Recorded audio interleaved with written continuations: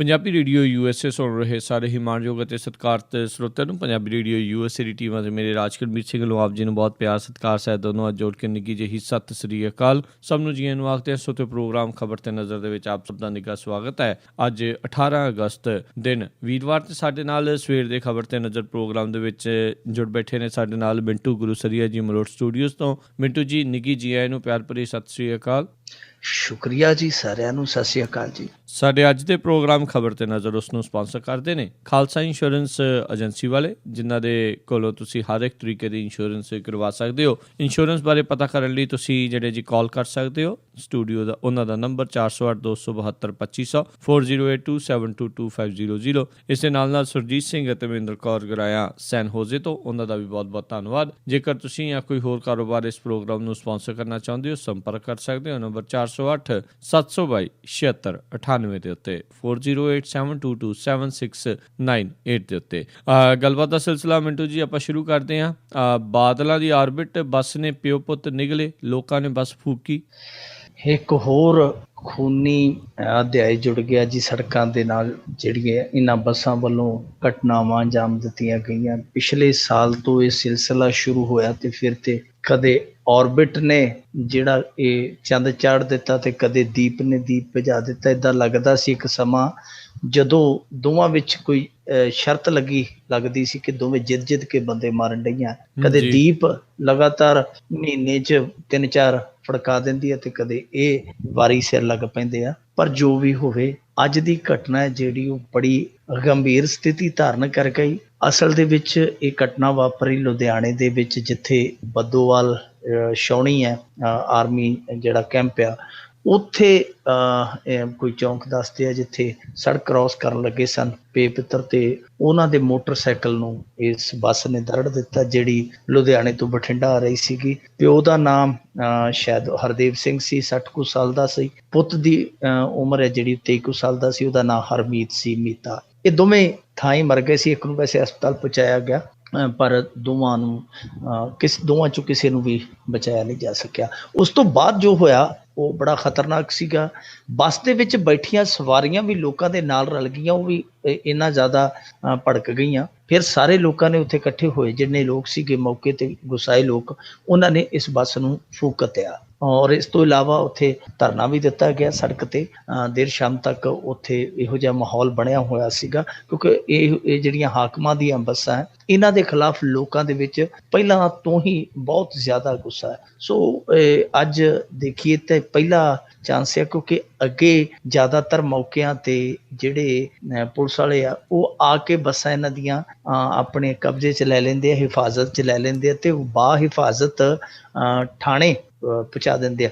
ਜ਼ਖਮੀ ਭਾਵੇਂ ਹਾਲੇ ਸੜਕ ਤੇ ਪਿਆ ਹੋਵੇ, ਬੱਸ ਪਹਿਲਾਂ ਹੀ ਥਾਣੇ ਦੇ ਵਿਹੜੇ 'ਚ ਜਾ ਕੇ ਖੜ ਜਾਂਦੀ ਹੈ ਕਿ ਇਹਨੂੰ ਕੋਈ ਹੱਥ ਨਾ ਲਾਵੇ। ਪਰ ਜੋ ਮਰਜ਼ੀ ਹੈ, ਦੇਖੋ ਕੋਈ ਵੀ ਕਾਰਨ ਹੋਵੇ, ਪਰ ਹਾਕਮਾਂ ਦੀਆਂ ਬੱਸਾਂ ਜਾਂ ਹਾਕਮ ਧਿਰ ਦੇ ਨੇਤਾਵਾਂ ਦੀਆਂ ਬੱਸਾਂ ਇਹ ਹੀ ਵਾਰ-ਵਾਰ ਘਟਨਾਵਾਂ ਅੰਜਾਮ ਦੇ ਰਹੀਆਂ। ਇਹਦੇ ਪਿੱਛੇ ਕੋਈ ਵੀ ਕਾਰਨ ਹੋਵੇ, ਪਰ ਮਸਲਾ ਗੰਭੀਰ ਹੈ। ਦੇਖੋ, ਜਦੋਂ ਮੋਗੇ ਵਾਲਾ ਕਾਂਡ ਵਾਪਰਿਆ ਸੀ, ਉਦੋਂ ਇੱਕ ਤਰ੍ਹਾਂ ਨਾਲ ਕਹਿ ਲਈਏ ਸਾਰਾ ਪੰਜਾਬ ਹੀ ਛਲਕ ਪਿਆ ਸੀ। ਉਦੋਂ ਸਰਦਾਰ ਸੁਖਬੀਰ ਸਿੰਘ ਬਾਦਲ ਨੇ ਆਖਿਆ ਮੈਂ ਆਪਣੇ ਸਟਾਫ ਨੂੰ ਟ੍ਰੇਨਿੰਗ ਦੇ ਕੇ ਫਿਰ ਹੀ ਸੜਕ ਤੇ ਉਤਾਰਾਂਗਾ। ਤੇ ਅੱਜ ਇਹ ਜਾਪਦਾ ਹੈ ਜਿੱਦਾਂ ਉਹਨਾਂ ਨੇ ਉਹ ਟ੍ਰੇਨਿੰਗ ਜਿਹੜੀ ਹੈ ਉਹ ਚਾਲਕਾਂ ਨੂੰ ਸਹੀ ਬੱਸ ਚਲਾਉਣ ਦੀ ਜਾਂ ਕੰਡਕਟਰਾਂ ਨੂੰ ਸਹੀ ਤਰੀਕੇ ਨਾਲ ਸਵਾਰੀਆਂ ਦੇ ਪੇਸ਼ ਆਉਣ ਦੀ ਨਹੀਂ ਸੀ ਦਿੱਤੀ, ਬਲਕਿ ਟ੍ਰੇਨਿੰਗ ਇਹ ਦਿੱਤੀ ਸੀ ਕਿ ਬੰਦਾ ਮਾਰ ਕੇ ਭੱਜਣਾ ਕਿਵੇਂ ਆ, ਆਪਣੇ ਆਪ ਨੂੰ ਬਚਾ ਕੇ ਉੱਥੋਂ ਨਿਕਲ ਲੱਗ ਗਏ। ਕਿਉਂਕਿ ਹਮੇਸ਼ਾ ਇਹਨਾਂ ਦੇ ਡਰਾਈਵਰ ਕੰਡਕਟਰ ਜ਼ਖਮੀ ਨੂੰ ਨਹੀਂ ਸਮਝਦੇ, ਉੱਥੋਂ ਉਸੈਨ ਬੋਲਟ ਵਾਂਗੂ ਲਾ ਕੇ ਸਪ੍ਰਿੰਟ ਨਿਕਲ ਜਾਂਦੇ ਆ। ਸੋ ਇਹ ਚੀਜ਼ ਜਿਹੜੀ ਹੈ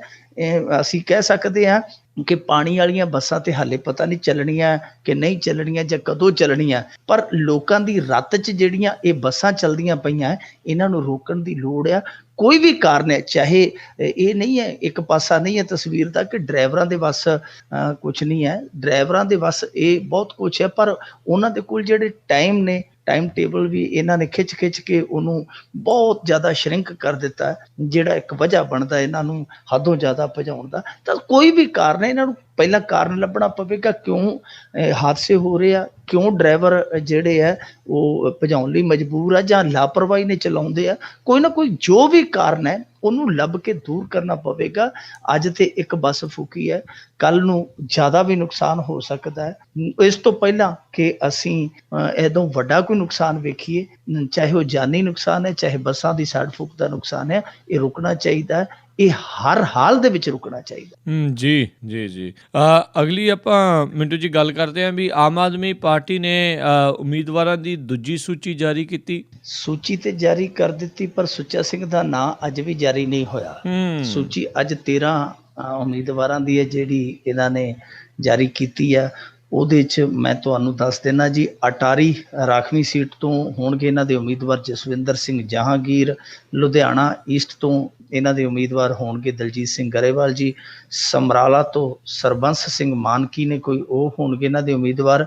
ਅਮਲੋਹ ਤੋਂ ਮਸ਼ਹੂਰ ਗੁਰਪ੍ਰੀਤ ਸਿੰਘ ਭੱਟੀ ਹੋਣਗੇ ਇਹਨਾਂ ਦੇ ਉਮੀਦਵਾਰ।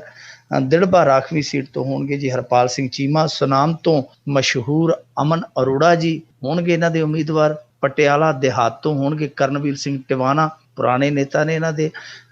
ਘਨੌਰ ਤੋਂ ਹੋਣਗੇ ਜੀ ਅਨੂ ਰੰਧਾਵਾ ਜੀ। ਨਾਭਾ ਰਾਖਵੀਂ ਸੀਟ ਤੋਂ ਹੋਣਗੇ ਦੇਵ ਮਾਨ।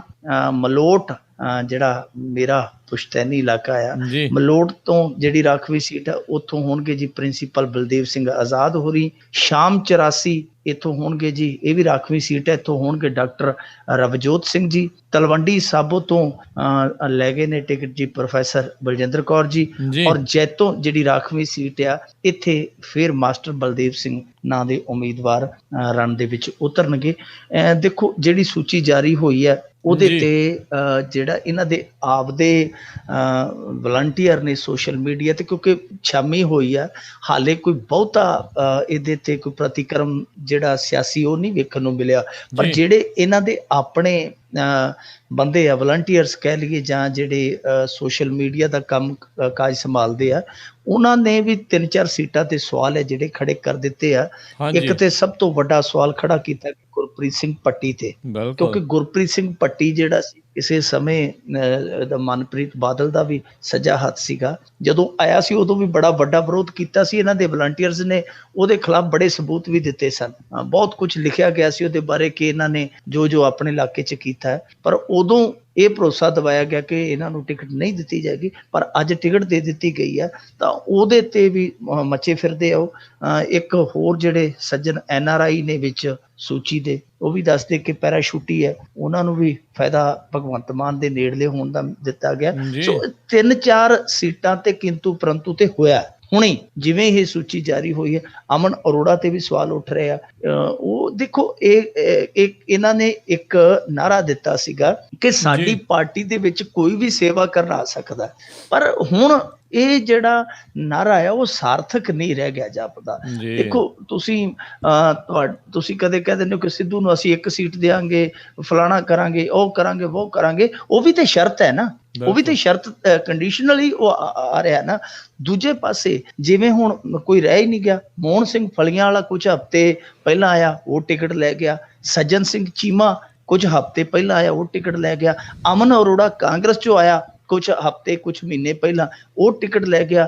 ਗੁਰਪ੍ਰੀਤ ਸਿੰਘ ਭੱਟੀ ਜੋ ਵਿਵਾਦਤ ਚਿਹਰਾ ਹੈ, ਉਹਦੇ ਤੇ ਬਹੁਤ ਸਾਰੇ ਸੰਗੀਨ ਇਲਜ਼ਾਮ ਲੱਗਦੇ, ਇੱਥੋਂ ਤੱਕ ਕਿ ਸ਼ਮਸ਼ਾਨ ਜਿਹੜੀਆਂ ਸ਼ਾਮਲਾਟਾਂ ਜ਼ਮੀਨਾਂ ਹੁੰਦੀਆਂ, ਇਹ ਨੱਪਣ ਦੇ ਉਹਦੇ ਤੇ ਇਲਜ਼ਾਮ ਲੱਗਦੇ ਆ। ਉਹਨੂੰ ਟਿਕਟ ਦੇ ਦਿੱਤੀ ਗਈ ਹੈ। ਸੋ ਜਿਹੜਾ ਆਪਾਂ ਸੋਚਦੇ ਸੀ ਕਿ ਮਾੜਾ ਮੋਟਾ ਤੇ ਚਲੋ ਰਫੜ ਪੈਂਦਾ ਹੀ ਹਰੇਕ ਸਿਆਸੀ ਪਾਰਟੀ 'ਚ ਪੈਂਦਾ ਹੈ, ਪਰ ਜਿਹੜੇ ਇਸ ਤਰ੍ਹਾਂ ਦੇ ਕੁਝ ਚਿਹਰਿਆਂ ਤੇ ਖਾਸ ਵਿਵਾਦ ਵੇਖਣ ਨੂੰ ਮਿਲ ਰਹੇ ਆ, ਇਹ ਆਉਣ ਵਾਲੇ ਦਿਨਾਂ 'ਚ ਜਾਪਦਾ ਇਹ ਹੈ ਕਿ ਜਿਹੜੇ ਨਾਰਾਜ਼ਗੀ ਜ਼ਾਹਰ ਕਰਦੇ ਪਏ ਆ ਉਹਨਾਂ ਲਈ ਬੂਹਾ ਖੁੱਲ੍ਹ ਤੇ ਸਕਦਾ ਜਾਣ ਲਈ, ਪਰ ਇਹ ਨਹੀਂ ਹੈਗਾ ਕਿ ਉਹ ਫੈਸਲਾ ਉੱਥੋਂ ਕੋਈ ਬਦਲ ਦੇਣਗੇ, ਕਿਉਂਕਿ ਸੁੱਚਾ ਸਿੰਘ ਛੋਟੇਪੁਰ ਤੋਂ ਵੱਡਾ ਚਿਹਰਾ ਜਿਹੜਾ ਉਹ ਹਾਲ ਦੀ ਘੜੀ ਸਾਨੂੰ ਪੰਜਾਬ 'ਚ ਵੇਖਣ ਨੂੰ ਜਾਪਦਾ ਨਹੀਂ ਹੈ। ਜੇ ਉਹਦੇ ਇਤਰਾਜ਼ਾਂ ਤੇ ਗੱਲ ਇੱਥੋਂ ਤੱਕ ਆਪਣੀ ਪਈ ਹੈ ਕਿ ਉਹਦੀ ਕਿਸੇ ਨੇ ਸੁਣੀ ਨਹੀਂ, ਤੇ ਜੇ ਕੋਈ ਹੇਠਲੇ ਪੱਧਰ ਤੇ ਵਲੰਟੀਅਰਸ ਰੌਲਾ ਪਾਉਂਦਾ ਵੀ ਹੈ ਪਾਈ ਜਾਵੇ, ਕਿਸੇ ਨੇ ਮੈਨੂੰ ਲੱਗਦਾ ਸੁਣਨੀ ਨਹੀਂ ਹੈਗੀ। ਇਹ ਜਿਹੜੀ ਸੂਚੀ ਹੈ ਮੇਰੇ ਖਿਆਲ ਦੇ ਨਾਲ ਜਿਹੜੀ ਪਹਿਲੀ ਤੇ ਹੁਣ ਦੂਜੀ ਜਿਹੜੀ ਪਹਿਲੀ 'ਚ ਤੇ ਫੇਰ ਬਦਲ ਹੋਣ ਦਾ ਹੁਣ ਸਵਾਲ ਹੀ ਨਹੀਂ ਪੈਦਾ ਹੁੰਦਾ,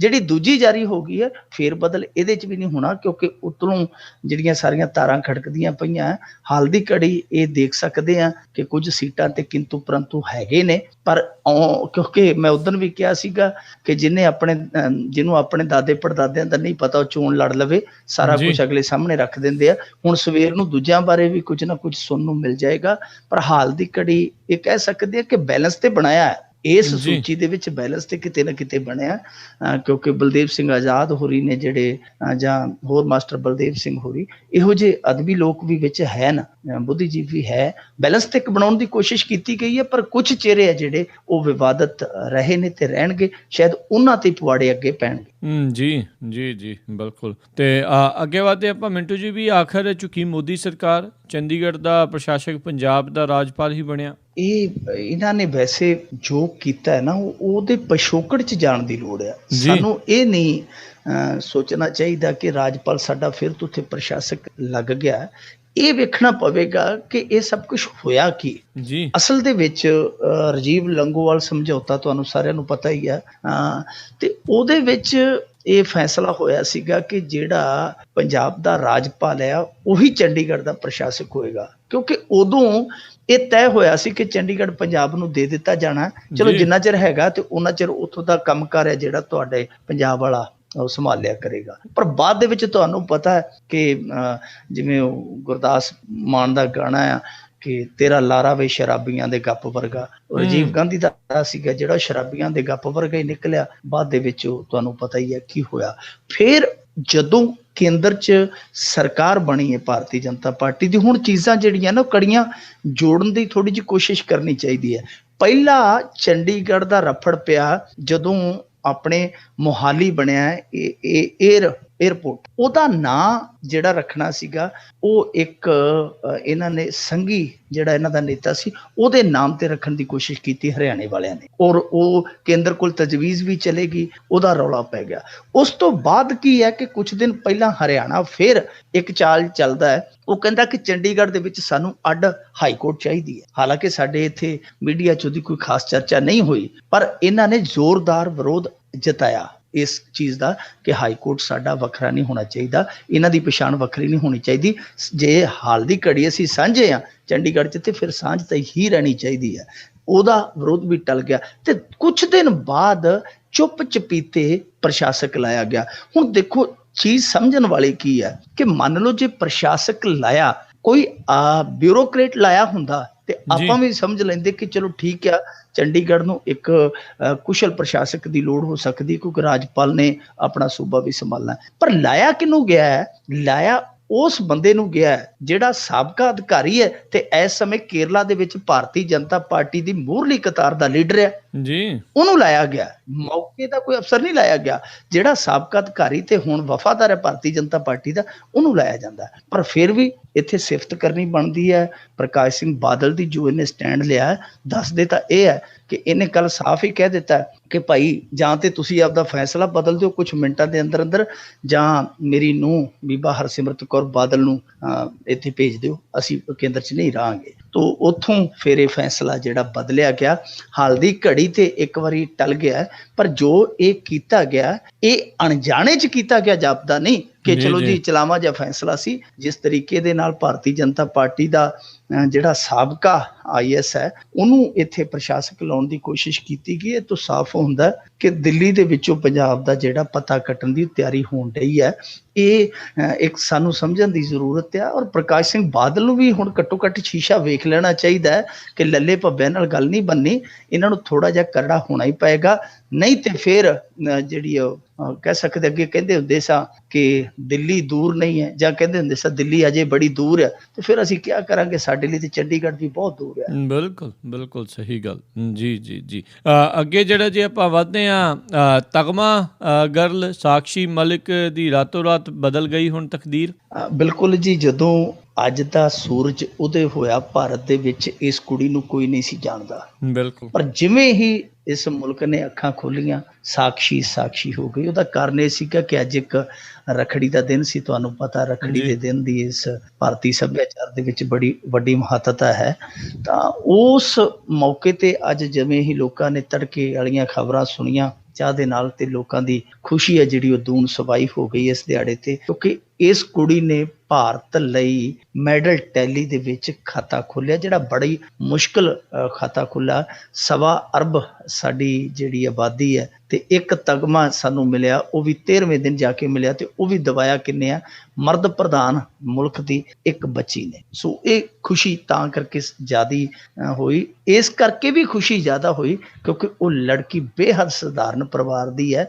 ਉਹਦਾ ਪਿਤਾ ਜਿਹੜਾ ਉਹ DDTC ਜਿਹਨੂੰ ਆਪਾਂ ਦਿੱਲੀ ਟਰਾਂਸਪੋਰਟ ਕਹਿ ਸਕਦੇ ਹਾਂ, ਉਹਦੀ ਬੱਸ ਦਾ ਕੰਡਕਟਰ ਆ, ਤੇ ਜਿਹੜੀ ਉਹਦੀ ਮਾਤਾ ਆ ਸੁਦੇਸ਼, ਉਹਦਾ ਨਾਮ ਆ ਸੁਦੇਸ਼ ਮਲਿਕ, ਉਹ ਸੁਪਰਵਾਈਜ਼ਰ ਹੈ ਆਂਗਨਵਾੜੀ ਦੇ ਵਿੱਚ। ਸੋ ਪਿਤਾ ਜਿਹੜਾ ਸੁਖਬੀਰ ਮਲਿਕ ਉਹ ਕੰਡਕਟਰ ਆ, ਤੇ ਮਾਤਾ ਉਹਦੀ ਜਿਹੜੀ ਹੈ ਉਹ ਸੁਪਰਵਾਈਜ਼ਰ ਹੈ। ਸਧਾਰਨ ਪਰਿਵਾਰ ਦੇ ਵਿੱਚੋਂ ਉਸ ਕੁੜੀ ਨੇ ਜਿਹੜਾ ਉੱਠ ਕੇ ਤਗਮਾ ਹਾਸਲ ਕੀਤਾ, ਉਹ ਬਹੁਤ ਵੱਡੀ ਕਹਿ ਲਈਏ ਸਫਲਤਾ ਹੈ ਇਸ ਭਾਰਤ ਲਈ, ਜਿੱਥੇ ਇਹਨਾਂ ਦੇ ਸਟਾਰ ਖਿਡਾਰੀ ਹੈ ਜਿਹੜੇ ਅਭਿਨਵ ਬਿੰਦਰਾ ਕਹਿ ਲਈਏ, ਸਾਇਨਾ ਨੇਹਵਾਲ ਕਹਿ ਲਈਏ, ਜਾਂ ਹੋਰ ਚੋਟੀ ਦੇ ਜਿਹੜੇ ਖਿਡਾਰੀ ਸੀ ਉਹ ਫੇਲ ਹੋ ਕੇ ਪਰਤ ਆਏ।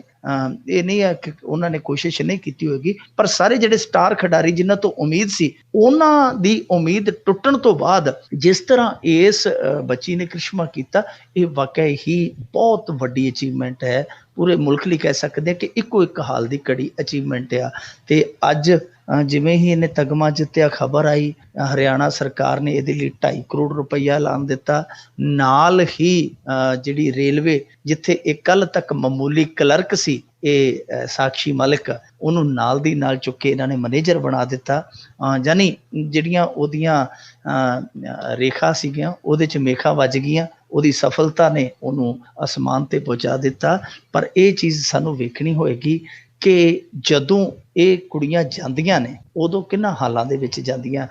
ਪਿੱਛੇ ਜੇ ਦੱਸਦਾ ਪਿਆ ਸੀ ਇੱਕ ਸਾਡੇ ਇੱਥੋਂ ਦਾ ਚੋਟੀ ਦਾ ਪੱਤਰਕਾਰ ਪੰਜਾਬ ਦਾ, ਉਹ ਦੱਸਦਾ ਪਿਆ ਸੀ, ਕਹਿੰਦਾ ਕਿ ਇੱਕ ਵਾਰੀ ਕਿਸੇ ਨੇ ਤਗਮਾ ਜਿੱਤਿਆ ਓਲੰਪਿਕ ਦੇ ਵਿੱਚੋਂ, ਇਸੇ ਤਰ੍ਹਾਂ ਹੀ ਕੁੜੀ ਨੇ, ਤੇ ਉਹਦੇ ਪਿਓ ਕੋਲੇ ਗਏ, ਭੱਜ ਕੇ ਉਹ ਅਰਲੀ ਜੀ ਲੈ ਕੇ ਗਏ ਚੈਨਲ ਵਾਲੇ, ਉਹਨਾਂ ਦੇ ਅੱਗੇ ਕੀਤੀ ਕਿ ਤੁਹਾਡੀ ਕੁੜੀ ਤਗਮਾ ਜਿੱਤੀ ਹੈ। ਤੇ ਉਹਨੇ ਕਿਹਾ ਕਿ ਤਗਮਾ ਜਿੱਤੀ ਤਾਂ ਹੈ, ਪਰ ਇਹ ਪੁੱਛੋ ਕਿ ਤਗਮਾ ਜਿੱਤਣ ਲਈ ਉਹ ਗਈ ਕਿਵੇਂ, ਕਿ ਉੱਥੇ ਪਹੁੰਚਾਉਣ ਲਈ ਸਾਨੂੰ 3 ਮੱਝਾਂ ਕਰਦੀਆਂ ਵੇਚਣੀਆਂ ਪਈਆਂ। ਸੋ ਇਹ ਵੀ ਸਾਨੂੰ ਵੇਖਣਾ ਪਏਗਾ ਕਿ ਉੱਥੋਂ ਤੱਕ ਇਹ ਬੱਚੀਆਂ ਪਹੁੰਚਦੀਆਂ ਕਿਵੇਂ ਆ। ਉਹ ਚੀਜ਼ ਵੀ ਸਾਨੂੰ ਹੁਣ ਸੋਚਣ ਵਿਚਾਰਨੀ ਪਵੇਗੀ, ਕਿਉਂਕਿ ਇਸ ਮੁਲਕ ਲਈ ਇੱਕ ਤਗਮਾ ਸਾਰੀ ਟੈਲੀ ਦੇ ਵਿੱਚ ਉਹ ਬੜਾ ਸ਼ਰਮਨਾਕ ਜਿਹਾ। ਵੈਸੇ ਇਹ ਸਫਲਤਾ ਜਿਹੜੀ ਉਹ ਤੇ ਅਪਾਰ ਹੈ, ਪਰ ਇਹ ਜਿਹੜੀ ਸਾਨੂੰ ਸੂਚੀ ਦੇ ਵਿੱਚ 001 ਹੈ, ਇਹ ਬਦਲ ਕੇ 100 ਪਵੇਗੀ, 100 ਤੱਕ ਲੈ ਜਾਣਾ ਪਵੇਗਾ। ਬਿਲਕੁਲ ਜੀ, ਜਿੰਨੀ ਆਬਾਦੀ ਆ ਤੇ ਜਿੰਨਾ ਟੈਲੈਂਟ ਆ, ਪਰ ਕਰਪਟ ਪੋਲੀਟੀਸ਼ੀਅਨਾਂ ਦੇ ਕਰਕੇ, ਕਰਪਟ ਸਪੋਰਟਸ ਐਸੋਸੀਏਸ਼ਨਾਂ ਦੇ ਕਰਕੇ ਜਿਹੜਾ ਜੀ ਇਹਨਾਂ ਬੱਚਿਆਂ ਨੂੰ ਜਿਹੜਾ ਕਿ ਮੌਕਾ ਨਹੀਂ ਮਿਲਦਾ। ਸੋ ਤੁਸੀਂ ਸੁਣ ਰਹੇ ਹੋ ਪ੍ਰੋਗਰਾਮ ਖਬਰ ਤੇ ਨਜ਼ਰ ਪ੍ਰੋਗਰਾਮ ਸੋਮਵਾਰ ਤੋਂ ਸ਼ਨੀਚਰਵਾਰ ਤੱਕ ਸਵੇਰੇ 9:30 ਵਜੇ ਅਤੇ ਰੋਜ਼ਾਨਾ ਸ਼ਾਮ ਨੂੰ 8:30 ਵਜੇ ਪੰਜਾਬੀ ਰੇਡੀਓ USA ਦੇ ਉੱਤੇ ਤੁਹਾਡੇ ਲਈ ਆਪਾਂ ਪੇਸ਼ ਕਰਦੇ ਹਾਂ। ਸਾਡੇ ਅੱਜ ਦੇ ਇਸ ਖਬਰ ਤੇ ਨਜ਼ਰ ਪ੍ਰੋਗਰਾਮ ਦੇ ਬੁਲਟਨ ਨੂੰ ਸਪਾਂਸਰ ਕਰਦੇ ਨੇ ਰੇਟ ਬੀਟ ਮਾਰਗੇਜ ਵਾਲੇ। ਕਿਸੇ ਵੀ ਤਰੀਕੇ ਦੀ ਮਾਰਗੇਜ ਜਾਂ ਕਮਰਸ਼ੀਅਲ ਲੋਨ ਦੇ ਲਈ ਤੁਸੀਂ ਅੱਜ ਹੀ ਰੇਟ ਬੀਟ ਮਾਰਗੇਜ ਵਾਲਿਆਂ ਨੂੰ ਕਾਲ ਕਰੋ। ਇਹਨਾਂ ਦਾ ਨੰਬਰ 877 877 7575 877 877 7575। ਅਗਲੀ ਜਿਹੜੀ ਆਪਾਂ ਗੱਲ ਕਰੀਏ ਵੀ ਪੰਜਾਬ ਵਿੱਚ ਅਜਬ ਰਾਜ ਦੇ ਰੰਗ, ਨੀਲੇ ਕਾਰਡ ਸਿਰਫ ਅਕਾਲੀਆਂ ਦੇ। ਦੇਖੋ ਜੀ, ਨੀਲੇ ਕਾਰਡ ਤੇ ਫਿਰ ਨੀਲ ਧਾਰੀਆਂ ਦੇ ਬਣਨਗੇ ਨਾ, ਜਿਨ੍ਹਾਂ ਦੀਆਂ ਨੀਲੀਆਂ ਦਸਤਾਰਾਂ। ਅਬੋਹਰ ਦੇ ਵਿੱਚੋਂ ਇਹ ਮਾਮਲਾ ਬਾਹਰ ਨਿਕਲਿਆ, ਜਿੱਥੋਂ ਸੁਨੀਲ ਕੁਮਾਰ ਜਾਖੜ ਵਿਧਾਇਕ ਨੇ, ਕਾਂਗਰਸ ਦੇ ਵਿਰੋਧੀ ਧਿਰ ਦੇ ਸਾਬਕਾ ਨੇਤਾ। ਇੱਥੇ ਤਹਿਸੀਲ ਦੇ ਵਿੱਚ ਕੱਲ੍ਹ ਉਹ ਪੱਤਰਕਾਰਾਂ ਨੂੰ ਲੈ ਕੇ ਗਏ ਆ, ਉੱਥੇ ਪੱਤਰਕਾਰ ਸਾਡੇ ਵਰਗੇ ਵੇਖ ਕੇ ਤੇ ਦੰਗ ਹੀ ਰਹਿ ਗਏ। ਉੱਥੇ ਫਾਈਲਾਂ ਦਾ ਢੇਰ ਲੱਗਾ ਸੀਗਾ ਤੇ ਤੁਸੀਂ ਸੱਚ ਜਾਣਿਓ, ਕੁਝ ਫਾਈਲਾਂ ਦੀ ਨੁੱਕਰ ਤੇ ਕੱਖ ਨਹੀਂ ਸੀ ਲਿਖਿਆ, ਤੇ ਉਹਨਾਂ ਨੂੰ ਚੁੱਕ ਕੇ ਉਹ ਪੜਤਾਲ ਦੇ ਨਾਂ ਤੇ ਠੰਡੀ ਹੜਤਾਲ ਦੇ ਵਿੱਚ ਸੁੱਟੀ ਜਾਂਦੇ ਸਨ। ਤੇ ਜਿਨ੍ਹਾਂ ਫਾਈਲਾਂ ਦੀ ਗੁੱਟ ਤੇ ਲਿਖਿਆ ਸੀਗਾ ਇੱਕ ਸੰਕੇਤਕ ਸ਼ਬਦ ਸ਼੍ਰੋਮਣੀ ਅਕਾਲੀ ਦਲ, ਉਹਨਾਂ ਫਾਈਲਾਂ ਤੇ ਜਿਹੜਾ ਉੱਥੋਂ ਦਾ SDM ਸੀ ਉਹ ਨਾ ਸਿਰਫ ਝਟਫਟ ਦਸਤਖਤ ਕਰੀ ਜਾਂਦਾ ਸੀ, ਬਲਕਿ ਭਮੀਰੀ ਬਣ ਕੇ ਉਹ ਜਿਹੜੀ ਫਾਈਲ ਸੀਗੀ ਜਿਹੜੇ ਸੰਬੰਧਿਤ ਅਧਿਕਾਰੀ ਸੰਬੰਧਿਤ ਵਿਭਾਗ ਸੀ ਉਹਨਾਂ ਤੱਕ ਪੁੱਜਦੀਆਂ ਕਰੀ ਜਾਂਦਾ ਸੀ ਜੀ। ਜਦੋਂ ਸੁਨੀਲ ਜਾਖੜ ਪੱਤਰਕਾਰਾਂ ਨੂੰ ਲੈ ਕੇ ਇੱਥੇ ਗਿਆ ਤੇ ਤਮਾਸ਼ਾ ਵੇਖ ਕੇ ਪੱਤਰਕਾਰ ਦੰਗ ਰਹਿ ਗਏ ਕਿ ਸਿੱਧੇ ਰੂਪ ਦੇ ਵਿੱਚ ਕਿਸੇ ਫਾਈਲ ਤੇ ਇਹ ਲਿਖਿਆ ਜਾਣਾ ਕਿ ਫਲਾਣੀ ਪਾਰਟੀ ਦੇ ਵਰਕਰ ਦੀ ਫਾਈਲ ਆ। ਇਹ ਪਹਿਲੀ ਵਾਰੀ ਸਾਨੂੰ ਵੇਖਣ ਨੂੰ ਮਿਲਿਆ ਕਿ ਅੱਗੇ ਸੁਣਦੇ ਸਾਂ ਕਿ ਜੇ ਕਿਸੇ ਨੇ ਟੈਲੀਫੋਨ ਲਵਾਉਣਾ ਤਾਂ ਜਥੇਦਾਰ ਦੀ ਚਿੱਠੀ, ਜੇ ਕਿਸੇ ਨੇ ਕੋਈ ਮੋਟਰ ਦਾ ਕਨੈਕਸ਼ਨ ਲੈਣਾ ਤਾਂ ਜਥੇਦਾਰ ਦੀ ਚਿੱਠੀ, ਸਾਰਾ ਕੁਛ ਹੀ ਚਿੱਠੀਆਂ ਤੇ ਹੁੰਦਾ ਸੀ ਜਾਂ ਟੈਲੀਫੋਨਾਂ ਤੇ ਹੁੰਦਾ ਸੀ। ਪਰ ਸਿੱਧੇ ਰੂਪ ਦੇ ਵਿੱਚ ਕਿ ਜਿਹੜੇ ਲੋਕਾਂ ਦੇ ਹੱਕ ਨੇ ਉਹ ਲੈਣ ਲਈ ਵੀ ਉਹਨਾਂ ਨੂੰ ਫਾਈਲ ਤੇ ਲਿਖਣਾ ਪਵੇ ਕਿ ਮੈਂ ਅਕਾਲੀ ਹਾਂ ਜਾਂ ਮੈਂ ਗੈਰ ਅਕਾਲੀ ਹਾਂ, ਇਹ ਨਵੀਂ ਹੀ ਪਿਰਤ ਵੇਖਣ ਨੂੰ ਮਿਲੀ। ਹਾਲ ਦੀ ਘੜੀ ਅਸੀਂ ਕਹਿ ਸਕਦੇ ਹਾਂ ਕਿ ਇਹ ਬਿਲਕੁਲ ਅਲੋਕਤੰਤਰਿਕ ਕੰਮ ਹੈ, ਬਿਲਕੁਲ ਗੈਰ ਸੰਵਿਧਾਨਕ ਕੰਮ ਹੈ ਜੋ ਕੀਤਾ ਜਾ ਰਿਹਾ, ਕਿਉਂਕਿ ਸਾਡਾ ਸੰਵਿਧਾਨ ਇਸ ਚੀਜ਼ ਦੀ ਇਜਾਜ਼ਤ ਨਹੀਂ ਦਿੰਦਾ ਕਿ ਤੁਸੀਂ ਰਾਜਸੀ ਹਿੱਤਾਂ ਕਰਕੇ ਜਾਂ ਰਾਜਸੀ ਵਿਰੋਧ ਕਰਕੇ ਕਿਸੇ ਨੂੰ ਕਿਸੇ ਹੱਕ ਤੋਂ ਉਹਨੂੰ ਲਾਂਭੇ ਕਰ ਦਿਓ। ਹੁਣ ਦੇਖੋ ਜਿਹੜੀਆਂ ਫਾਈਲਾਂ ਇਹਨਾਂ ਨੇ ਰੱਦੇ 'ਚ ਸੁੱਟੀਆਂ ਉਹਦੇ 'ਚ ਬਹੁਤ ਸਾਰੇ ਹੱਕਦਾਰ ਵੀ ਹੋ ਸਕਦੇ ਆ। ਹੋ ਸਕਦਾ ਇਹ ਜਿਹੜੀਆਂ ਇਹਨਾਂ ਨੇ ਸ਼੍ਰੋਮਣੀ ਅਕਾਲੀ ਦਲ ਦਾ ਸੰਕੇਤਕ ਸ਼ਬਦ ਪੜ੍ਹ ਕੇ ਪਾਸ ਕਰ ਦਿੱਤੀਆਂ ਉਹਨਾਂ 'ਚ ਬਹੁਤ ਸਾਰੇ ਨਜਾਇਜ਼ ਵੀ ਹੋਣ। ਪੜਤਾਲ ਹੋਣੀ ਚਾਹੀਦੀ ਹੈ, ਦੋਨਾਂ ਫਾਈਲਾਂ ਦੀ ਹੋਣੀ ਚਾਹੀਦੀ ਹੈ, ਪਰ ਜਿਹੜਾ ਜਾਇਜ਼ ਆ ਉਹਨੂੰ ਹੱਕ ਮਿਲਣਾ ਚਾਹੀਦਾ। ਪਰ ਹਾਲ ਦੀ ਘੜੀ ਤੇ ਰਾਜ ਕਰਨਵੀਰ ਸਿੰਘ ਜੀ ਜੋ ਇੱਥੇ ਵੇਖ ਰਹੇ ਆ, ਅਸੀਂ ਤੇ ਖੁਦ ਹੰਡਾਈਆਂ ਨੇ ਚੀਜ਼ਾਂ ਕਿ ਟਰਾਂਸਫਾਰਮਰ ਲਗਾਉਣ ਲਈ ਵੀ ਜੇ ਤੁਸੀਂ ਘਰੇ ਲਵਾਉਣਾ ਟਰਾਂਸਫਾਰਮਰ ਜਾਂ ਬਿਜਲੀ ਦੀ ਤਾਰ ਪਾਉਣੀ ਹੈ ਉਹ ਵੀ ਕਹਿ ਦਿੰਦੇ ਕਿ ਪਹਿਲਾਂ ਉਹ ਵੱਡਿਆਂ ਤੋਂ ਟੈਲੀਫੋਨ ਕਰਾਓ। ਤੇ ਇਹ ਸਾਰਾ ਕੁਛ ਇਸੇ ਤਰ੍ਹਾਂ ਚੱਲਦਾ ਰਿਹਾ। ਜੇ 25 ਸਾਲ ਸੇਵਾ ਮਿਲ ਗਈ, 25 ਸਾਲ ਸੇਵਾ ਮਿਲ ਗਈ ਤੇ ਮੈਨੂੰ ਲੱਗਦਾ ਜਦੋਂ ਕੋਈ ਪਾਸਪੋਰਟ ਅਪਲਾਈ ਕਰਿਆ ਕਰੇਗਾ ਉਹਦੇ ਨਾਲ ਜਿਹੜੀ ਵੈਰੀਫਿਕੇਸ਼ਨ ਦੀ ਰਿਪੋਰਟ ਜਾਂਦੀ ਹੈ ਉਹਦੇ ਨਾਲ ਇੱਕ ਚਿੱਠੀ ਜਥੇਦਾਰ ਦੀ ਵੀ ਲੱਗਿਆ ਕਰੇਗੀ। ਬਿਲਕੁਲ। ਤੇ ਜਾਂ ਜਦੋਂ ਅਸੀਂ ਕਿਸੇ ਬਾਣੀਏ ਕੋਲ ਰਾਸ਼ਨ ਲੈਣ ਜਾਇਆ ਕਰਾਂਗੇ ਹੱਟੀ ਤੋਂ, ਤੇ ਹੋ ਸਕਦਾ ਉਹ ਵੀ ਕਿਹਾ ਕਰੇ ਕਿ ਪਹਿਲਾਂ ਚਿੱਠੀ ਬਣਾ ਕੇ ਲਿਆਓ, ਸੌਦਾ ਫਿਰ ਮਿਲੇਗਾ ਤੁਹਾਨੂੰ। ਜੀ ਜੀ ਜੀ ਜੀ ਬਿਲਕੁਲ। ਤੇ ਮਿੰਟੂ ਜੀ ਅਗਲੀ ਆਪਾਂ ਗੱਲ ਕਰਦੇ ਹਾਂ, ਪੰਜਾਬ ਦੇ ਸਰਕਾਰੀ ਸਕੂਲਾਂ ਨੂੰ ਕੇਂਦਰ ਨੇ ਭੇਜੀ ਨਗੂਣੀ ਜਿਹੀ ਗ੍ਰਾਂਟ।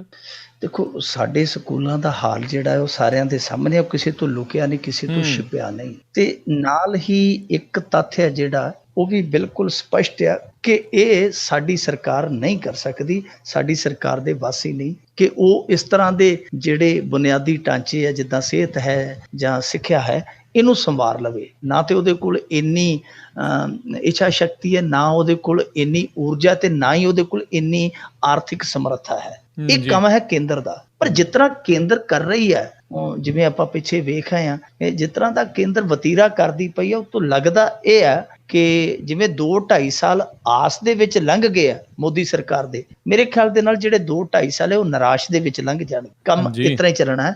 ਹੁਣ ਦੇਖੋ ਸਾਡੇ ਇੱਥੇ 3456 ਸਕੂਲਾਂ ਲਈ ਜਿਹੜੀ ਰਕਮ ਇਹਨਾਂ ਨੇ ਜਾਰੀ ਕੀਤੀ ਹੈ, ਮੇਰੇ ਖਿਆਲ ਦੇ ਨਾਲ ਉਹ 1728 ਲੱਖ ਰੁਪਈਆ ਇਹਨਾਂ ਨੇ ਪ੍ਰਵਾਨ ਕੀਤਾ ਸੀ, ਤੇ ਜਿਹੜੀ ਮੁੱਢਲੀ ਕਿਸ਼ਤ ਉਹਨਾਂ ਨੇ ਭੇਜੀ ਹੈ ਉਹ 691 ਲੱਖ ਦੀ ਭੇਜੀ ਹੈ। ਤੇ ਉਹ ਜਿਹੜੀ ਪਹਿਲੀ ਕਿਸ਼ਤ ਭੇਜੀ ਹੈ 3400 ਸਕੂਲਾਂ ਲਈ, ਉਹ ਮਸਾਂ 15-20 ਹਜ਼ਾਰ ਰੁਪਈਆ ਇੱਕ ਸਕੂਲ ਦੇ ਹਿੱਸੇ ਆਉਂਦਾ। ਹੁਣ ਉਹਦੇ ਲਈ ਵਿਕਾਸ ਕਾਰਜਾਂ ਲਈ ਦੇਖੋ ਇਹ ਰਕਮ ਹੈ ਜਿਹੜੀ ਉਹ ਕਿੰਨਾ ਕੁ ਮਾਇਨੇ ਰੱਖਦੀ ਹੈ, ਕਿੰਨਾ ਕੁ ਵਜਨ ਰੱਖਦੀ ਹੈ। ਉਹ ਮਾਸਟਰ ਤੇ ਕੱਲ ਦੇ ਫਾਹੇ ਚੜੇ ਪਏ ਆ ਕਿ ਇੰਨਾ ਪੈਸਾ ਤੇ ਇੰਨੇ ਪੈਸੇ ਦਾ ਜਿਹੜਾ ਅਸੀਂ ਮਟੀਰੀਅਲ ਖਰੀਦ ਕੇ ਲਿਆਵਾਂਗੇ ਉਹ ਰੱਖਾਂਗੇ ਕਿੱਥੇ, ਉਹਦੀ ਰਾਖੀ ਕੌਣ ਕਰੇਗਾ, ਇੰਨਾ ਜ਼ਿਆਦਾ ਸਮਾਨ ਆ ਜਾਣਾ। ਸੋ ਇਹ ਸੋਚਣ ਵਾਲੀ ਗੱਲ ਹੈ ਕਿ 20,000 ਦੀ ਚਲੋ ਦੂਜੀ ਕਿਸ਼ਤ ਆ ਜਾਏਗੀ, ਕਿਉਂਕਿ ਇੱਕ ਸਕੂਲ ਦੇ ਹਿੱਸੇ ਮੈਨੂੰ ਨਹੀਂ ਜਾਪਦਾ ਇਹ ਕੋਈ 35-40 ਹਜ਼ਾਰ ਤੋਂ ਵੱਧ ਪਾਉਣਗੇ। ਤੇ 35-40 ਹਜ਼ਾਰ ਰੁਪਈਆ ਵਿਕਾਸ ਦੇ, ਔਰ ਖਾਸ ਤੌਰ ਤੇ ਸਰਕਾਰੀ ਸਕੂਲ ਦੇ ਵਿਕਾਸ ਲਈ 50,000 ਤੱਕ ਵੀ ਦੇ ਦੇਣ, ਬੇਸ਼ੱਕ ਉਹ ਥੋੜਾ ਹੈ,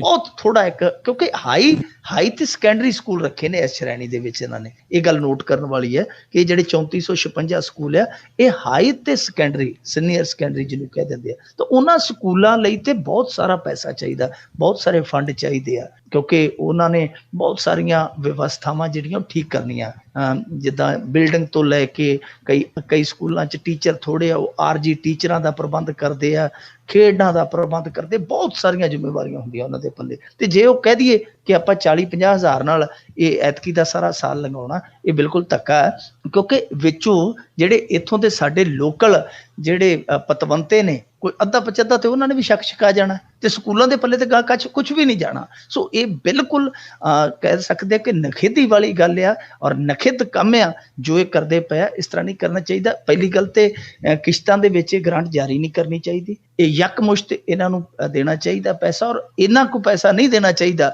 ਕਿ ਉਹਦੇ ਨਾਲ ਜਿਹੜੀ ਇੱਕ ਚੰਗੀ ਕੰਟੀਨ ਵੀ ਨਾ ਖੁੱਲ੍ਹ ਸਕੇ ਸਕੂਲ ਦੇ ਵਿੱਚ ਬੱਚਿਆਂ ਲਈ। ਤਾਂ ਮੇਰੇ ਖਿਆਲ ਦੇ ਨਾਲ ਇਹ ਇਸ ਪਾਸੇ ਕੋਈ ਵੱਡੀ ਕੋਈ ਦੇਸ਼ ਵਿਆਪੀ ਯੋਜਨਾ ਬਣਾਉਣ ਦੀ ਜ਼ਰੂਰਤ ਆ। ਪਰ ਮੈਂ ਜਿਵੇਂ ਕਿਹਾ ਕਿ ਹਾਲ ਦੀ ਘੜੀ ਸਾਨੂੰ ਇਉਂ ਹੀ ਜਾਪਦਾ ਕਿ 2.5 ਸਾਲ ਜਿਹੜੇ ਆ ਉਹ ਆਸ ਦੇ ਵਿੱਚ ਲੰਘ ਗਏ ਕਿ ਕੁਛ ਕਰਨਗੇ ਤੇ ਹੁਣ ਜਿਹੜੇ 2.5 ਸਾਲ ਉਹ ਨਿਰਾਸ਼ ਦੇ ਵਿੱਚ ਲੰਘ ਜਾਣਗੇ। ਕੁਛ ਨਹੀਂ ਕੀਤਾ।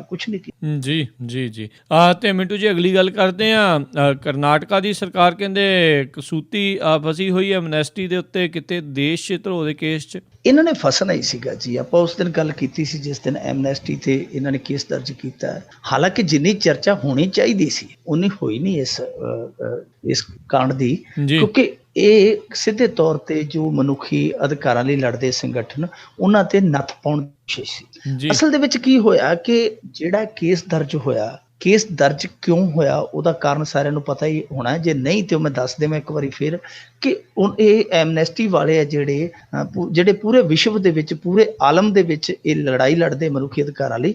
ਇਹਨਾਂ ਨੇ ਇੱਕ ਉੱਥੇ ਵਿਚਾਰ ਗੋਸ਼ਟੀ ਰੱਖੀ ਸੀ ਬੰਗਲੁਰੂ ਦੇ ਵਿੱਚ ਕਸ਼ਮੀਰ ਦੇ ਮੁੱਦੇ ਨੂੰ ਲੈ ਕੇ। ਤਾਂ ਉੱਥੇ ਸੁੱਖ ਦੁੱਖ ਕਰਦੇ ਪਏ ਸਨ ਸਾਰੇ, ਤੇ ABVP ਵਾਲਿਆਂ ਨੂੰ ਇਹ ਮਨਜ਼ੂਰ ਨਹੀਂ। ABVP ਮੈਂ ਦੱਸ ਦਿਆਂ, ਜਿਹਨੂੰ ਅਖਿਲ ਭਾਰਤੀ ਵਿਦਿਆਰਥੀ ਪ੍ਰੀਸ਼ਦ ਕਿਹਾ ਜਾਂਦਾ ਹੈ, ਉਹ RSS ਦੀ ਇੱਕ ਹੱਟ ਆ। ਤਾਂ ਉਹਨਾਂ ਨੇ ਖਲਲ ਪਾਉਣਾ ਸ਼ੁਰੂ ਕਰ ਦਿੱਤਾ। ਉਧਰੋਂ ਜਿਹੜੇ ਕਸ਼ਮੀਰੀ ਉੱਥੇ ਮੁੰਡੇ ਸਨ ਉਹਨਾਂ ਨੇ ਨਾਅਰੇ ਲਾਉਣੇ ਸ਼ੁਰੂ ਕਰ ਦਿੱਤੇ। ਸੋ ਬਖੇੜਾ ਪਿਆ ਇੱਥੋਂ। ਪਰ ਹੋਇਆ ਕੀ, ਕਿਉਂਕਿ ਉੱਥੇ ਸਰਕਾਰ ਹੈ ਭਾਰਤੀ ਜਨਤਾ ਪਾਰਟੀ ਦੀ, ਕਾਂਗਰਸ ਹੈ ਜਿਹੜੀ ਉਹ ਇਸ ਸਮੇਂ ਵਿਰੋਧੀ ਧਿਰ ਦੇ ਵਿੱਚ ਹੈ। ਜਦੋਂ ABVP ਵਾਲਿਆਂ ਨੇ ਉੱਥੇ ਬਖੇੜਾ ਖੜਾ ਕੀਤਾ, ਕਾਂਗਰਸ ਨੂੰ ਇਹ ਲੱਗਾ ਕਿ ਇਹ ਨਾ ਕੌਮ ਪ੍ਰਸਤ ਇਹ ਨਾ ਬਣ ਜਾਣ, ਦੇਸ਼ ਪ੍ਰਸਤ ਇਹ ਨਾ ਬਣ ਜਾਣ, ਅਸੀਂ ਪਿੱਛੇ ਨਾ ਰਹਿ ਜਾਈਏ। ਉਹਨਾਂ ਨੇ ਝਟਪਟ ਜਾ ਕੇ ਕੇਸ ਦਰਜ ਕਰਾ ਦਿੱਤਾ ਐਮਨੈਸਟੀ ਦੇ ਵਿਰੁੱਧ। ਹੁਣ ਜਾਨੀ ਕੇਸ ਭਾਰਤੀ ਜਨਤਾ ਪਾਰਟੀ ਨੇ ਦਰਜ ਨਹੀਂ ਕੀਤਾ, ਕੇਸ ਭਾਰਤੀ ਜਨਤਾ ਪਾਰਟੀ ਨੇ ਦਰਜ ਵੀ ਨਹੀਂ ਕਰਵਾਇਆ, ਇਹ ਕਾਂਗਰਸ ਕਰ ਗਈ। ਹੁਣ ਕਾਂਗਰਸ ਜਿਹੜੀ ਹੈ ਉਹ ਇੱਕ ਵਾਰੀ ਸ਼ਿਕਾਇਤ ਕਰਕੇ ਆਪਣੇ ਆਪ ਨੂੰ ਉੱਥੇ ਰਾਸ਼ਟਰਵਾਦੀ ਤੇ ਕਰਾਰ ਦੇ ਗਈ। ਪਰ ਜੋ ਹੁਣ ਪੁਲਿਸ ਨੂੰ ਚਾਹੀਦਾ, ਕਿਉਂਕਿ ਦੇਸ਼ ਧਰੋਹ ਦਾ ਮੁਕੱਦਮਾ ਬੜਾ ਵੱਡਾ ਹੈ ਨਾ ਜੀ, ਜੋ ਉਹਦੇ ਲਈ ਸਬੂਤ ਜਾਂ ਉਹਦੇ ਲਈ ਤੱਥ ਲੋੜੀਂਦੇ ਚਾਹੀਦੇ ਆ ਉਹ ਉਹਨਾਂ ਨੂੰ ਮਿਲ ਨਹੀਂ ਰਹੇ। ਕਿਉਂਕਿ ਜਿਹੜਾ ਇਹ ਪ੍ਰੋਗਰਾਮ ਹੋ ਰਿਹਾ ਸੀ, ਇਹ ਐਮਨੈਸਟੀ ਵਾਲਿਆਂ ਨੇ ਬਤੌਰ ਬਕਾਇਦਾ ਇਹਦੀ ਇਜਾਜ਼ਤ ਲਈ ਸੀ ਪ੍ਰਸ਼ਾਸਨ ਤੋਂ। ਪੁਲਿਸ ਜਿਹੜੀ ਉੱਥੇ ਮੌਕੇ ਤੇ ਤੈਨਾਤ ਸੀ, ਪੁਲਿਸ ਉਸ ਸਮੇਂ ਵੀਡੀਓਗ੍ਰਾਫੀ ਕਰ। ਤੇ ਹੁਣ ਪੁਲਿਸ ਆਪ ਹੀ ਸੋਚਣ ਡਈ ਹੈ ਕਿ ਜੇ ਦੇਸ਼ ਧਰੋਹ ਹੈ ਤੇ ਅਸੀਂ ਉੱਥੇ ਖੜੇ ਸੀ, ਤੇ ਹੁਣ ਦੇਸ਼ ਧਰੋਹ ਵਾਲਾ ਕਣ ਸਾਡੇ ਕੋਲ ਕਿਉਂ ਨਹੀਂ ਕੋਈ ਆਇਆ, ਸਾਡੇ ਕੈਮਰਿਆਂ 'ਚ ਕੋਈ ਕੈਦ ਕਿਉਂ ਨਹੀਂ ਹੋਇਆ। ਇਹ ਹੁਣ ਪੁਲਿਸ ਆਪਣੇ ਆਪ ਨੂੰ ਪੁੱਛ ਰਹੀ ਹੈ ਕਿ ਉਹਨੂੰ ਸਾਬਤ ਕਰਨ ਲਈ ਅਸੀਂ ਕਿੱਥੋਂ ਲਿਆਈਏ। ਇਹੀ ਕਾਰਨ ਆ ਕਿ ਉੱਥੋਂ ਦਾ ਜਿਹੜਾ ਮੁੱਖ ਮੰਤਰੀ ਹੈ ਸਿੱਧਾ ਰਵੱਈਆ, ਉਹ ਇਹ ਆਖਣ ਲਈ ਮਜਬੂਰ ਹੋ ਗਈ ਉਹਦੀ ਸਰਕਾਰ ਕਿ ਜੇ ਲੋੜ ਪਈ ਤੇ ਅਸੀਂ ਇਹ ਜਿਹੜੀ FIR ਹੈ ਇਹਨੂੰ ਮਨਸੂਖ ਕਰ ਦਿਆਂਗੇ, ਮਤਲਬ ਕਿ ਇਹਨੂੰ ਰੱਦ ਵੀ ਕਰ ਦਿਆਂਗੇ। ਹੁਣ ਜੇ ਤੁਸੀਂ ਰੱਦ ਹੀ ਕਰਨੀ ਹੈ ਤੇ ਪਹਿਲਾਂ ਤੁਸੀਂ ਸਾਰੇ ਦੁਨੀਆ ਦੇ ਵਿੱਚ ਡੌਂਡੀ ਕਿਉਂ ਪਟਵਾਈ? ਜੇ ਤੁਹਾਡੇ ਕੋਲ ਹੁਣ ਉਸ ਦੋਸ਼ ਨੂੰ ਸਾਬਤ ਕਰਨ ਜੋਗਾ ਕੋਈ ਤੁਹਾਡੇ ਕੋਲ ਸਾਜੋ ਸਮਾਨ ਹੀ ਹੈ ਨਹੀਂ, ਤੇ ਫਿਰ ਤੁਸੀਂ ਇਹ ਬੇਇੱਜ਼ਤੀ ਕਿਉਂ ਨੂੰ ਕਰਵਾਉਣੀ ਸੀ? ਸੋ ਕਾਲੀ ਦੇ ਵਿੱਚ ਦੇਸ਼ ਧਰੋਹ ਵਰਗੀ ਧਾਰਾ ਲਾ ਦੇ ਨਹੀਂ। ਇਹ ਇੱਕ ਵਾਰ ਫੇਰ ਸਾਬਤ ਕਰਦਾ ਹੈ ਕਿ ਰਾਸ਼ਟਰਵਾਦ ਦੇ ਨਾਮ ਤੇ ਬਹੁਤ ਕੁਝ ਅਜਿਹਾ ਹੋ ਜਾਂਦਾ ਹੈ ਜਿਹੜਾ ਕੌਮਾਂਤਰੀ ਮੰਚ ਤੇ ਸਾਡੇ ਦੇਸ਼ ਦੇ ਅਕਸਰ ਲਈ ਠੀਕ ਨਹੀਂ। ਜੀ ਬਿਲਕੁਲ। ਤੇ ਮਿੰਟੂ ਜੀ, ਜੇ ਜਾਂਦੇ ਆਪਾਂ ਗੱਲ ਕਰੀਏ ਵੀ ਮੋਦੀ ਦਾ ਇੱਕ ਹੋਰ ਝੂਠ ਹੋਇਆ ਬੇਨਕਾਬ, ਹੋਰ ਅਜੇ ਕਿੰਨੇ ਕੁ ਬਾਕੀ ਨੇ ਕਰਨੇ? ਨਰਿੰਦਰ ਮੋਦੀ ਸਾਹਿਬ ਜਿਹੜੇ ਆ ਨਾ, ਮੇਰੇ ਖਿਆਲ ਦੇ ਨਾਲ ਹਾਲੇ ਤੱਕ ਵੀ ਆਪਣੇ ਆਪ ਨੂੰ ਗੁਜਰਾਤ ਦਾ ਮੁੱਖ ਮੰਤਰੀ ਸਮਝਦੇ ਆ। ਜੇ ਮੈਂ ਬੋਲਿਆ ਉਹ ਗੁਜਰਾਤ 'ਚ ਰਹਿ ਜਾਣਾ, ਬਾਹਰ ਕਿਸੇ ਨੂੰ ਪਤਾ ਨਹੀਂ ਲੱਗਣਾ। ਪਰ ਉਹ ਹੁਣ ਇਸ ਸਮੇਂ ਪ੍ਰਧਾਨ ਮੰਤਰੀ ਨੇ, ਤੇ ਪ੍ਰਧਾਨ ਮੰਤਰੀ ਵੀ ਉਹ ਨੇ ਕਿ ਇਹ ਗੱਲ ਮੰਨਣੀ ਪਵੇਗੀ ਕਿ ਇਕੱਲਾ ਦੇਸ਼ ਹੀ ਨਹੀਂ, ਪੂਰਾ ਸੰਸਾਰ ਉਹਨਾਂ ਨੂੰ ਵੇਂਦਾ ਹੈ, ਉਹਨਾਂ ਨੂੰ ਸੁਣਦਾ ਕਿ ਕੀ ਕਰਦੇ ਆ। ਤਾਂ ਉਹ ਉੱਥੇ ਬੋਲ ਕੇ ਗਏ ਲਾਲ ਕਿਲ੍ਹੇ ਭਾਸ਼ਣ ਦੇ ਵਿੱਚ, ਜੋ ਉਹਨਾਂ ਨੇ ਕਿਹਾ ਉਹ ਕੁਝ ਚੀਜ਼ਾਂ ਜਿਹੜੀਆਂ ਇਹੋ ਜਿਹੀਆਂ ਜਿਹੜੀਆਂ ਤੱਥਹੀਨ ਸਨ। ਮਸਲਨ ਇੱਕ ਤੇ ਇਹ ਉਹਨਾਂ ਨੇ ਕਿਹਾ ਜੀ, ਇੱਕ ਪਿੰਡ ਦਾ ਹਵਾਲਾ ਦਿੱਤਾ, ਫਤੇਲ ਨੰਗਲ ਫਤੇਲਾ ਪਿੰਡ ਆ, ਉਹਦਾ ਜ਼ਿਕਰ ਕੀਤਾ ਕਿ ਦਿੱਲੀ ਤੋਂ ਇਹਦੀ ਦੂਰੀ ਮਹਿਜ 70 ਕਿਲੋਮੀਟਰ ਆ ਤੇ ਇੱਥੇ ਬਿਜਲੀ ਪਹੁੰਚਣ ਤੇ 70 ਸਾਲ ਲੱਗ ਗਏ। ਜਦ ਕਿ ਸੱਚ ਇਹ ਸੀ ਕਿ ਕਿ ਉੱਥੇ ਬਿਜਲੀ ਜਦੋਂ ਨਰਿੰਦਰ ਮੋਦੀ ਸਾਹਿਬ ਭਾਸ਼ਣ ਦੇ ਰਹੇ ਸੀ ਉਦੋਂ ਤੱਕ ਵੀ ਨਹੀਂ ਸੀ ਪਹੁੰਚੀ, ਯਾਨੀ ਲਾਟੂ ਉੱਥੇ ਅੱਜ ਤੱਕ ਨਹੀਂ ਜਗਿਆ। ਇਹ ਕਹਿੰਦੇ ਜੀ ਇਹਨਾਂ ਦੇ ਕਹਿਣ ਦਾ ਮਤਲਬ ਇਹ ਸੀ ਕਿ ਜੋ 70 ਸਾਲਾਂ 'ਚ ਨਹੀਂ ਹੋਇਆ ਸਾਡੀ ਸਰਕਾਰ ਨੇ ਤੇ ਕਰ ਦਿੱਤਾ। ਪਰ ਉੱਥੋਂ ਦੇ ਲੋਕਾਂ ਨੂੰ ਬਿਜਲੀ ਮਿਲੀ ਤਾਂ ਨਹੀਂ ਸੀ ਵਰਤਣ ਨੂੰ, ਪਰ ਬਿਜਲੀ ਪੈ ਜ਼ਰੂਰ ਗਈ ਹੈ ਸੁਣ ਕੇ ਕਿ ਸਾਡੇ ਪਿੰਡ 'ਚ ਬਿਜਲੀ ਆ ਗਈ ਹੈ। ਉਹ ਇੱਕ ਦੂਜੇ ਤੋਂ ਪੁੱਛਦੇ ਫਿਰ ਨਾਨ ਗਵਾਂਢ ਦੇ ਵਿੱਚੋਂ ਕਿ ਤੇਰੇ ਘਰ ਲਾਟੂ ਜਗਦਾ, ਤੇਰੇ ਘਰ ਲਾਟੂ ਜਗਦਾ। ਉਹਨਾਂ ਕਿਹਾ ਕਿ ਅਜੇ ਤੱਕ ਨਹੀਂ ਜਗਦਾ, ਉਹ ਸਿਰਫ ਲਾਲ ਕਿਲੇ ਦੇ ਅੱਗੇ ਜਗਦਾ ਪਿਆ। ਦੂਜਾ ਇੱਕ ਹੋਰ ਜਿਹੜਾ ਇਹਨਾਂ ਦਾ ਝੂਠ ਫੜਿਆ ਗਿਆ, ਇਹਨਾਂ ਨੇ ਇੱਕ ਜਵਾਬ ਦਿੱਤਾ ਉੱਥੇ ਇੱਕ ਕਿ ਆਪਣੇ ਭਾਸ਼ਣ ਦੇ ਵਿੱਚ ਕਹਿੰਦੇ ਜੀ ਕਿ ਅਸੀਂ ਜਿਹੜੀ ਕਿਸਾਨਾਂ ਦੀ ਗੰਨਾ ਰਾਸ਼ੀ ਹੈ ਸਾਰੀ ਬਕਾਇਆ ਰਾਸ਼ੀ ਹੈ ਜਿਹੜੀ ਅਦਾ ਕਰ ਦਿੱਤੀ। ਪਰ ਸੱਚ ਇਹ ਹੈ ਕਿ 2016 ਦੀ 7 ਅਗਸਤ ਨੂੰ ਇਹਨਾਂ ਦਾ ਆਪਦਾ ਹੀ ਕੇਂਦਰੀ ਮੰਤਰੀ CR ਚੌਧਰੀ ਰਾਜ ਸਭਾ ਦੇ ਵਿੱਚ ਲਿਖਤੀ ਰੂਪ ਚ ਦੇ ਕੇ ਗਿਆ ਕਿ 2015-16 ਦੀ ਜਿਹੜੀ 5368 ਕਰੋੜ ਤੇ 2014-15 ਦੀ ਜਿਹੜੀ 577 ਕਰੋੜ ਤੇ ਸਾਲ 2013-14 ਦੀ ਜਿਹੜੀ 653 ਕਰੋੜ ਰਾਸ਼ੀ ਹੈ ਜਿਹੜੀ ਉਹ ਬਕਾਇਆ ਪਈ ਕਿਸਾਨਾਂ ਦੀ। ਦੇਖੋ ਇਹਨਾਂ ਦਾ ਆਪਣਾ ਮੰਤਰੀ ਰਾਜ ਸਭਾ ਚ ਮੰਨਦਾ ਪਿਆ ਇਹ ਕੁਝ ਬੋਲ ਰਹੇ ਆ। ਸੋ ਕੁੱਲ ਮਿਲਾ ਕੇ ਨਰਿੰਦਰ ਮੋਦੀ ਵੈਸੇ ਇਹ ਅਲੋਕਾਰ ਕੰਮ ਨਹੀਂ ਕਰਕੇ ਗਏ। ਇਹ ਤੇ ਇੱਕ ਵਾਰੀ ਉੱਥੇ ਬਿਹਾਰ ਚ ਖੜ ਕੇ ਕਹਿੰਦੇ ਪਏ ਸਨ ਕਿ ਤੁਸੀਂ ਉਹਨਾਂ ਲੋਕਾਂ ਦੀ ਵੰਸ਼ਜ ਹੋ ਜਿਨ੍ਹਾਂ ਨੇ ਸਿਕੰਦਰ ਨੂੰ ਨੱਥ ਪਾ ਦਿੱਤੀ। ਇਹ ਬਿਹਾਰੀਆਂ ਨੂੰ ਪੋਰਸ ਦੇ ਵੰਸ਼ਜ ਬਣਾਈ ਜਾਂਦਾ ਸੀ, ਜਦ ਕਿ ਸਿਕੰਦਰ ਨੂੰ ਤੇ ਸਾਡੇ ਇੱਥੋਂ ਦੇ ਪੰਜਾਬੀਆਂ ਨੇ ਫੱਤੂ ਢੀਂਗਾ ਵਾਲਾ ਪੁੱਲ ਨਹੀਂ ਸੀ ਲੰਘਣ ਦਿੱਤਾ। ਇਹ ਭਗਤ ਸਿੰਘ ਨੂੰ ਅੰਡੇਮਾਨ ਜੇਲ੍ਹ ਦੇ ਵਿੱਚ ਕਰਾਇਆ ਸੀ, ਜਦ ਕਿ ਭਗਤ ਸਿੰਘ ਕਦੇ ਅੰਡੇਮਾਨ ਗਿਆ ਹੀ ਨਹੀਂ ਸੀ ਜੀ। ਸੋ ਇਹ ਜਿਸ ਤਰ੍ਹਾਂ ਦੇ ਕੰਮ ਕਰਨ ਡਏ ਆ ਹੁਣ ਤੇ ਕਦੇ ਕਦੇ ਜਾਪਦਾ ਆ ਕਿ ਜਿਹੜਾ ਨੇਤਾਵਾਂ ਦੇ ਅੱਗੇ ਮਾਈਕ ਰੱਖਿਆ ਜਾਂਦਾ ਹੈ ਕਿਤੇ ਇਹ ਨਾ ਹੋਵੇ ਕੱਲ ਨੂੰ ਸਾਨੂੰ ਮਾਈਕ ਦੇ ਥਾਂ ਤੇ ਨਾਲ ਇੱਕ ਝੂਠ ਫੜਨ ਵਾਲੀ ਮਸ਼ੀਨ ਵੀ ਰੱਖਿਆ ਪਿਆ ਕਰੇ। ਕਿੰਨੇ ਮਾਰਦੇ ਆ, ਉਹਦੀ ਕੋਈ ਲਿਮਟ ਵੀ ਹੋਣੀ ਚਾਹੀਦੀ ਹੈ ਤੇ ਲਿਮਟਾਂ ਹੀ ਲੰਘ ਰਹੇ ਆ। ਸੋ ਇਹ ਸਾਡੇ ਦੇਸ਼ ਦਾ ਹਾਲ ਹੈ ਜੀ। ਪਰ ਇੱਕ ਹਾਲ ਜਿਹੜਾ ਓਲੰਪਿਕ ਦੇ ਵਿੱਚ ਉਹ ਚੰਗਾ ਜਿਹੜਾ ਨਜ਼ਰ ਆ ਰਿਹਾ ਜੀ, ਸੈਮੀਫਾਈਨਲ ਦੇ ਵਿੱਚ ਜਿਹੜੀ ਸੀਗੀ ਕੁੜੀ PV ਸਿੰਧੂ ਉਹ ਸੈਮੀਫਾਈਨਲ ਦੇ ਵਿੱਚ ਜੇਤੂ ਰਹੀ ਹੈ। ਇਹ ਹਾਲ ਚੰਗਾ ਜੀ, ਇੱਕ ਫਾਈਨਲ ਚ ਪਹੁੰਚ ਗਏ। ਚਲੋ ਇੱਕ ਹੋਰ ਮੈਡਲ ਜਿਹੜਾ ਜੀ ਉਹ ਪੱਕਾ ਜਿਹੜਾ ਜੀ ਆਪਾਂ ਕਹਿੰਦੇ ਹੋ ਗਿਆ, ਬੱਚੀਆਂ ਨੇ ਉਹ ਵੀ ਬਚੀ ਨੇ, ਦੋਨੇ ਆਏ ਆ ਤੇ ਦੋਨੇ ਹੁਣ ਬੱਚੀਆਂ ਨੇ। ਬਿਲਕੁਲ ਤੇ ਬਹੁਤ ਮਿੰਟੂ ਜੀ ਤੁਹਾਡਾ ਅਸੀਂ ਧੰਨਵਾਦ ਕਰਦੇ ਹਾਂ, ਤੁਸੀਂ ਸਾਡੇ ਨਾਲ ਜੁੜੇ, ਇਹਨਾਂ ਖਬਰਾਂ ਬਾਰੇ ਸਾਨੂੰ ਵਿਸਥਾਰ ਦੇ ਵਿੱਚ ਜਾਣਕਾਰੀਆਂ ਦਿੱਤੀਆਂ। ਅਗਲੇ ਬੁਲਟਨ ਤੱਕ ਲਈ ਤੁਹਾਡਾ ਬਹੁਤ ਧੰਨਵਾਦ, ਮਿਹਰਬਾਨੀ, ਸਤਿ ਸ੍ਰੀ ਅਕਾਲ। ਸ਼ੁਕਰੀਆ ਜੀ, ਸਤਿ ਸ੍ਰੀ ਅਕਾਲ। ਤੇ ਸਰੋਤਿਓ ਇੱਥੇ ਹੀ ਸਾਡਾ ਅੱਜ ਦਾ ਇਹ ਪ੍ਰੋਗਰਾਮ ਉਹ ਹੁਣ ਸਮਾਪਤ ਹੁੰਦਾ। ਹੁਣ ਮੈਨੂੰ ਰਾਜਕਰਨਵੀਰ ਸਿੰਘ ਨੂੰ ਵੀ ਇਜਾਜ਼ਤ ਦਿਓ। ਮੇਰੇ ਵੱਲੋਂ ਵੀ ਆਪ ਸਭ ਨੂੰ ਬਹੁਤ ਪਿਆਰ ਸਤਿਕਾਰ ਸਹਿਤ ਦੋਨੋਂ ਹੱਥ ਜੋੜ ਕੇ ਨਿੱਘੀ ਜਿਹੀ ਸਤਿ ਸ੍ਰੀ ਅਕਾਲ। ਜਿੰਦੇ ਵਾਸਤੇ ਰਹੋ, ਹੱਸਦੇ ਖੇਲਦੇ ਰਹੋ ਤੇ ਸੁਣਦੇ ਰਹੋ ਜੀ ਪੰਜਾਬੀ ਰੇਡੀਓ USA।